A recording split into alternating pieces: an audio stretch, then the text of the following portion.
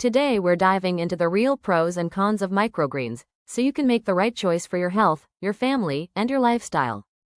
Let's start with the good news, because microgreens have a lot to offer. Microgreens can have up to 40x more nutrients than their full-grown counterparts. Imagine getting that much vitamin C or iron in just a handful. These tiny greens are packed with antioxidants and enzymes. They help reduce inflammation, support digestion, balance hormones, and even give your skin a natural glow. Add them to dal, chutneys, smoothies, even curd and chilas. They blend in easily, and you'll barely taste them. Let's be real, even microgreens have a few cons. Fresh microgreens don't last long, usually 3 to 5 days in the fridge. You need to use them quickly to get the best flavor and nutrition. Some microgreens, like mustard or radish, have a spicy or bitter taste.